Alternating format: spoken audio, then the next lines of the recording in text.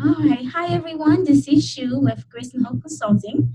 And as I've been talking about October being Domestic Violence Awareness Month, I have a novel guest here today, a new friend. And I'll let her introduce herself and share a little bit about who she is and what she does. Hi, my name is Cherie, and I am a domestic abuse slash violence survivor. And I wrote a book and published it 2 years ago, and it talks about my experiences with domestic violence. Yeah. And the book, we'll get to talk a little bit about it, but I got to meet Cherie. Here's the book. It's a beautiful picture of her on the cover there, just about 2 weeks ago, 3 weeks ago, maybe. Yeah, At a mental health outreach event, and then we decided to do this, and it's amazing sometimes where we when we go about our days, and as long as we're open and willing, we get to connect with people who are doing the same thing we're trying to do, and we can join forces and do it better, and and have a greater impact. So thank you again for allowing me to do this with you, for agreeing to do this with me. I really appreciate that. you're welcome. Yeah. So you wrote the book. Like I said, the book is right here. So we'll talk a little bit about it. So what was your motivation, your reason for writing the book? Because a lot of people go through domestic violence. Not everybody writes a book, right? Not everybody does, an interview. So for you, what was the motivation behind that? Why did you decide, okay, I have to come, I have to share this with the world? Well, it wasn't my initial, it's not what I wanted to do to begin with. But the more I shared my story with friends and acquaintances, I started hearing the same story over and over and over again, that they have been in a relationship or their daughter was in a relationship. And I have been out of the unhealthy relationships for long enough that I was able to sit down and write the book in a way that it was therapeutic to me, but also knowing that I can touch others and give them hope and show them that, you can be involved in these relationships and still come out okay. But you have to realize and understand what are those red flags, what is going on. So in my book, it talks about things that I did encounter, what happened. So I was scared to write it. I wasn't sure how people would perceive it, but I had a lot of support from my husband and son and parents and friends. So I thought, well, while I'm writing it, I might as well share it as well. Yeah, awesome. And you're right. It's like, often we go through life, and not just with domestic violence, with anything. Like, think about my own story with depression, anxiety, and, and feeling suicidal. Like, I realized that after we come to the other side, there's so many more we can do with that story, right? We can either choose to be bitter and get stuck there in our past, or we can use it for something better, something greater. And I often say, like, if we turn our stumbling blocks into stepping stone, we find joy in the journey. So, like, for me, when I do the work that I do, mental health and civil services, in trauma work, it helps give a purpose to my pain. So I can hear you say that, I can hear you say that through your little introduction there, that yes, you wrote that story so that you can help others, give them hope. Because yeah, we know sometimes I wish we had the hope that we had people like us, when we needed it. And when we realized that since we needed people like us back then, most likely there's others who need a story in order to move forward to just have hope that life can be better. Right. Absolutely. Awesome. So what's your backstory? So we know you have you were affected by domestic violence, and that's why you wrote the book. Do you like I think before we go into what helped you overcome, now that you're a survivor overcomer, people need to kind of hear the backstory, where you were, and obviously only share what you're comfortable sharing. And I know trauma, I am a certified clinical trauma professional, so I know that sharing is not always helpful. So by share as much as you are comfortable sharing, even just the highlights, that's totally fine. But just to kind of give people a sense of where you were, and then that when we start talking about where you are now, they can kind of get to know some of the full picture if possible. Okay. So I was 16 years old, and I met a guy actually while I was at a grocery store. And I was at a point in my life where, I mean, my parents loved me, I had friends, I was outgoing, I was in sports. But the one thing I was missing was I wanted the experience of dating. I wanted to meet a guy and have a boyfriend and go out with my friends and double date. So I think that I was at a point where I was almost desperate. And this guy comes along. He was good looking, charming, and he just reeled me in. But what I didn't know is there were so many red flags. Like, he was kicked out of high school, he was doing drugs, he was living at home with an abusive father, but he was still this guy that I wanted to date, and my parents allowed me to date him. You know, they knew that he wasn't healthy, but they also didn't want to tell me you can't do it, because of course, what do youngsters do? If your parent tells you not to do it, you're going to do it anyway. So that was my first experience. I ended up getting pregnant. I had a miscarriage, and my parents had actually given me an ultimatum when I got pregnant that I either live with them and break up with him or move out. I ended up moving out. After the miscarriage, I ended up moving back home so I could graduate high school, and I was still dating him. But he became extremely possessive, where he would come to my school, he would wait outside my classroom, empty out my purse, call me names in front of my peers. We eventually broke up, and the day my mom and I had walked out of our house and we had heard a noise, and it was he and his dad behind us in a van trying to run us over on the sidewalk. Wow. So we did press charges. It was scary, but that was my first experience, and I just thought he was a jerk. Like, I didn't realize what abuse meant. It was just, oh, he's an idiot, right? Why is he doing these stupid things? So I left that relationship, and then a few years later, I dated another guy who never showed any signs. He was sweet. We met at work. We ended up getting married. Everything was fine, but he had some issues with alcohol, and because of that, our relationship started kind of spiraling. I didn't know how to fix it, so we ended up separating. Once we separated, then he ended up becoming violent and stalkish and scared, like that. It was almost like it escalated, right? So as a teenager, you have this one type of relationship that's abusive, and then I have another one that was a little worse than the first, and then I divorced him and ended up in another relationship, marrying him, and his was worse. So he was very volatile, would black out. He put his hands on me, and I divorced him. So, you know, each one of these relationships, they were all unhealthy. They all had some type of abuse, and each one escalated. And it's kind of like, I look at it as, my gosh, if I would have gone a fourth one unhealthy, would I be alive? You know, it's like I drew these men to me that were just unhealthy.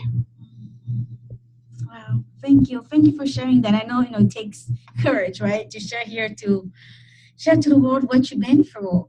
And I was just, as I'm listening to your story, and some things that I kind of gather, and then my clinical trauma professional had stopped blinking, is that you like you said, there was some red flags along the way, and then sometimes when we don't pick up on the red flags the first time, it's easy for us to end up in the future relationship where the red flags become burning flags. It gets kind of, like you said, gets kind of progress in a not so positive way. And I think, again, as a lot of 17, 16-year-old, we've all been at that age, right? Where, it's first, love at first sight, and you're just like, oh, we become blind to everything, right? And I bring this up just to even encourage all the moms and parents and aunts and uncles listening is, yes, at that age, teenagers want to do what they want to do. But think about, the long-term consequence of them being involved with someone who's not healthy, and have that conversation. Start talking about those red flags. Because it's never too early. Honestly, my daughter's 12, and sometimes we'll be watching a movie or something, or we're in the grocery store. I say, see, the way that guy just talked to that lady, that is not healthy. Or sometimes vice versa. I'm not just picking on guys. Sometimes it's women, talking to Right. them in an unhealthy way. So then I point that as well, because I start using all these little everyday life moments, if you want, in the grocery store, when we're watching TV, to start teaching that, because we want them when they get 16, 17, 18, then they can start looking at what healthy relationship looks like. So yeah, so we definitely have to start that conversation as early as we can. But also, it's sad when you think about, like, the first the your first guy that you had when you were 16. You said, like, he was living with an abusive father. So that's the pattern that he'd been exposed to. That's all he knew. So for him, maybe was nothing wrong with it. I mean, hey, him and his dad got in the car and tried to run you and your mom over. That thing's like, that's what people do, because that's how you've been raised. And maybe his dad, somewhere down the way of the road, also had a healthy upbringing. So, another point to bring up here is to see how sometimes, like we say, hurt people hurt others. Yes, when people are stuck in a healthy patterns and a healthy relationship, and it's not always romantic relationships. Sometimes it is, parental as well. That's all they know, and they duplicate that. They, everywhere they go, because that's the reference. That's the frame of mind. That's all they know. So sometimes, before we start blaming, casting, I guess, the stones on people that we call, abusive, also see where they're coming from, right? Yes. Oh, thank you. Thank you for opening in all of that for us to discuss there. So, so the book is great, and I haven't even finished it yet, but it is, it's awesome. I like you say, like, trying to bring out those red flags so that whoever is reading it can be like, oh yeah, I saw this before. Oh, maybe my cousin, my nephew, my niece, is dealing with this. So it's not just. I don't think the book, correct me if I'm wrong, I don't think the book is just for anyone who's been through domestic relation or abuse situation. I think it's for everyone, so that we can all be aware, and we can also be better supporters and protectors of of our young ones, and not even just young ones, of our loved ones in general.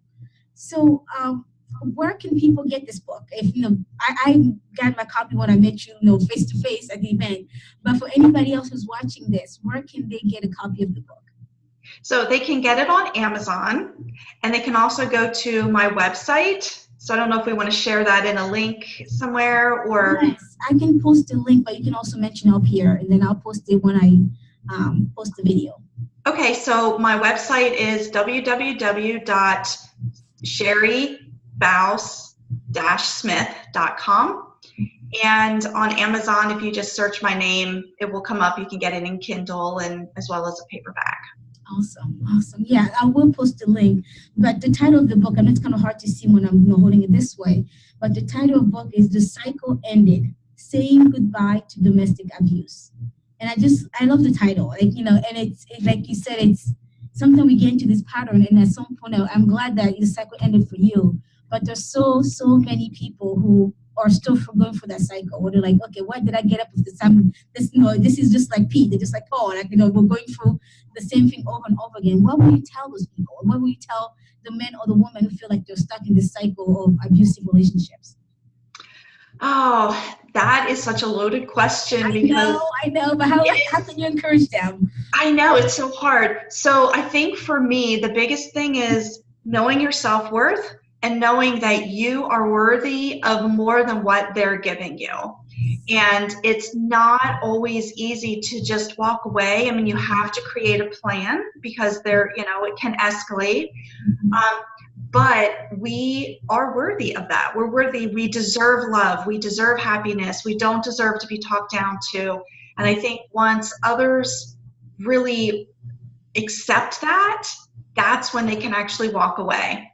Yeah, Yeah, well, and you're right on. We have to know our own worth because, like you said, even when you share your story, you had everything going on for you at 16, but the only thing you thought that you were missing out on was having a boyfriend, and maybe at that age, there's nothing wrong with having a boyfriend, but was then, because you were craving that so much, it's like then it kind of led to making some of the choices, and I'm glad that that's done, and you were, happily married, and I got to meet your husband as well. Such a sweet gentleman. But there's many young people out there, not just young people. I even meet women who are, in the 30s, 40s, sometimes 50s. I even met one who's actually was in her 60s who, been like, as she's telling her stories, and I'm observing what she's going through, and I'm like, it's like she's always chasing this, I don't know, Mr. Right, with always the chasing after this thing, we're kind of craving this male presence. Then we kind of get into places that are unhealthy. Yes, it's great to be happily married, and I wish that on everybody. But at the same time, we shouldn't be chasing, relationship at the sake of our health, for the sake of our wellness, for the sake of, of our spiritual well-being. Because sometimes when we start craving it so much, we start chasing after things that are not healthy for ourselves. So yeah, if you know your worth and you know that you are enough, you are enough the way you are, then whoever comes supposed to be complimenting that, not decreasing your worth. Exactly. Yes.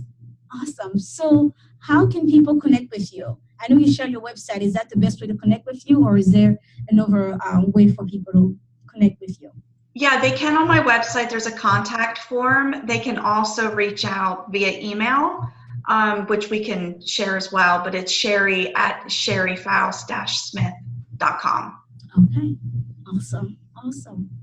And then do you have anything going on, any special events, special programs, something that's coming up that you would like, people to know about, to share with others? Yeah, I'm actually hosting an event this coming Saturday. There's a woman that I know who is a happiness coach. So she created Women's Global Happiness Day, which is October 17th. So there are, I think, 80 leaders who are hosting this event.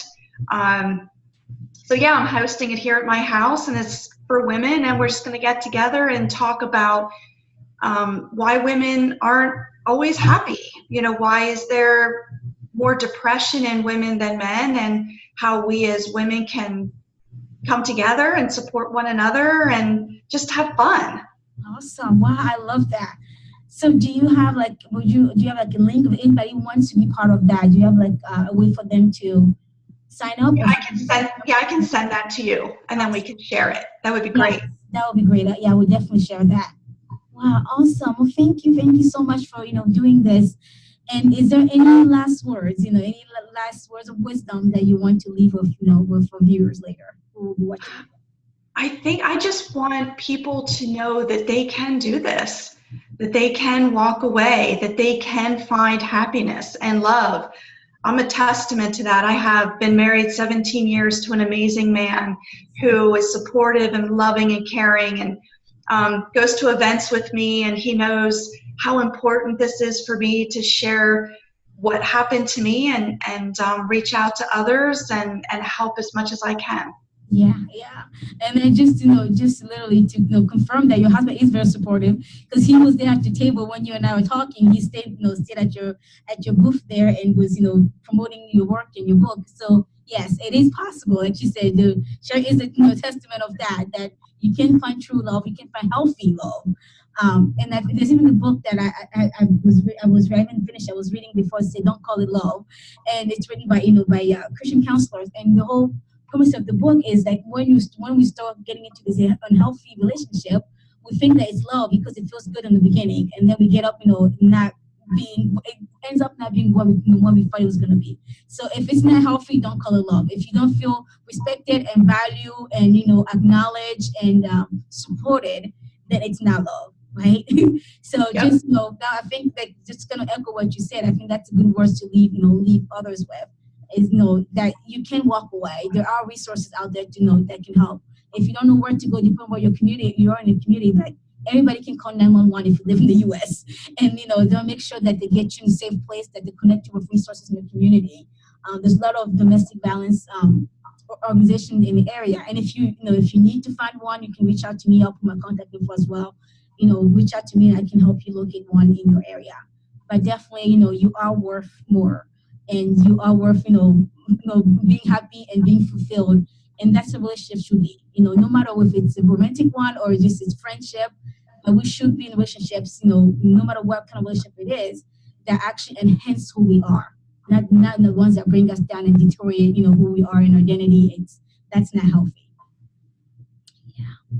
All right. Well, thank you so much, Cherie, and thank you again. Thank you for everyone watching. Thanks for watching this, and you can reach out to Cherie, be part of our events, and you can reach out to me if you need support. All right. Thanks Thank again. you. Yep.